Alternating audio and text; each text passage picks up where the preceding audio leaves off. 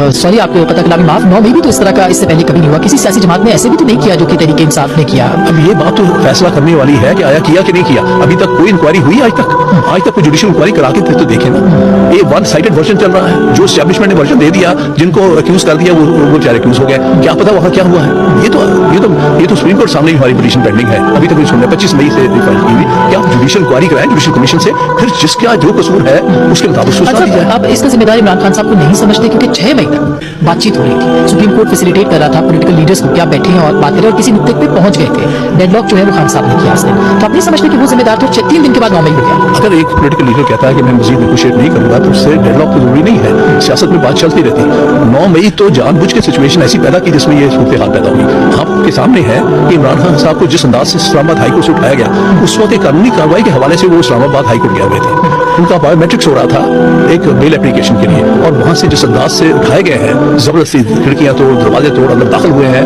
जो भी FIA के थे, ये कौन लोग थे, उन्होंने जिस अंदाज से उनको धक्के मार के वहां बैठा। तो एक जो पाकिस्तान हमने पॉपुलर लीडर, सबसे पॉपुलर लीडर है, उसको आप इस तरह से बेइज्जत करेंगे लोगों के सामने, तो उसका रिएक्शन कुछ ना कुछ तो आएगा। तो इसका मतलब है कि तहरीक इंसाफ ने रिएक्शन दिया, जिसकी ज़हन साजी खान साहब बहुत अर्सा पहले से कर रहे थे। जी नहीं, ये इल्जाम है, ये ऐसा कोई नहीं। आप देखिए किसने कहा था कि 9 मई को उनको उठाया जाए उस अंदाज से, किसने कहा, किसने प्लान किया। ये प्लान था ताकि इस्ताल हो। तो ट्रैप हुई PTI, ट्रैप हुई PTI आपके ख्याल? ट्रैप किया गया, लेकिन नॉट द एंटायर। लेकिन ये पीछे एक सोची समझी स्कीम से मैं समझता हूँ, इसलिए मैं कहता हूँ इंक्वायरी करें, पता चले इसमें क्या हुआ। क्योंकि कई सारे जो लोग जो वहाँ कारकुन थे भी, वो कहते हैं हम तो अंदर दाखिल नहीं हो रहे थे, ये पता नहीं कौन लोग आए जिन्होंने जलाओ गिराओ वगैरह शुरू कर दिया। लेकिन मैं नहीं कहता कि इनकी वर्जन दुरुस्त है गलत है। एक जुडिशियल इंक्वायरी चाहिए ताकि कौम को पता चले असल हकायक क्या है, असल हकायक। अब देखिए ना, 9 मई को उनको उठाया गया था, इसलिए आप ये नहीं कह सकते 9 मई के वाकयात उनकी डायरेक्शन पे हुए। उनको पता था कि आज मुझे उठाया जाएगा। सर, प्राइम मिनिस्टर जो फॉर्मर प्राइम मिनिस्टर है शहबाज शरीफ साहब ऑन रिकॉर्ड है, मौजूदा वज़ीर आज़म ऑन रिकॉर्ड है कि 9 मई एक प्लानिंग थी उनकी, जो कि एक इदारे के अंदर खुद करने के लिए था। फिर अगले दिन खान साहब ने स्टेटमेंट भी दिया, जिम्मेदार आर्मी चीफ को ठहरा दिया। तो आपको नहीं लगता कि आप यानी फिर ऐसी सूरत हाल में अगर खान साहब की पिछली तकरीरें सुने, उनका एक लोगों के अंदर उन्होंने जिस तरह से नफरत पैदा की, उसका इस्तेमाल किया, तो फिर कड़ियां तो वहां पे भी मिलती है। नहीं, कड़ियां नहीं मिल सकती। देखिए ना, इसलिए मैं कहता हूं इंक्वायरी करा के देख लें, जुडिशियल इंक्वायरी हो, फेयर इंक्वायरी हो। हाँ, अगर उसमें कुछ मिलता है तो मिला दें।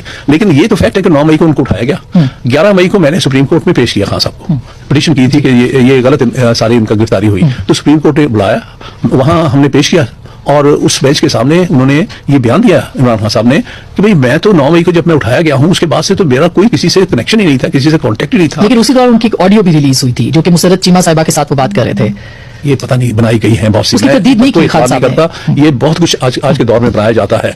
बात ये है कि उनको उठाया जाना एक फैक्ट है। उसके बाद उनको जहां रखा गया, जो उन्होंने सुप्रीम कोर्ट के सामने बयान दिया कि मुझे अब आके यहाँ पता चला, जब आपने मुझे बुलाया है तो 4:30 बजे, ये 4:45 बजे वो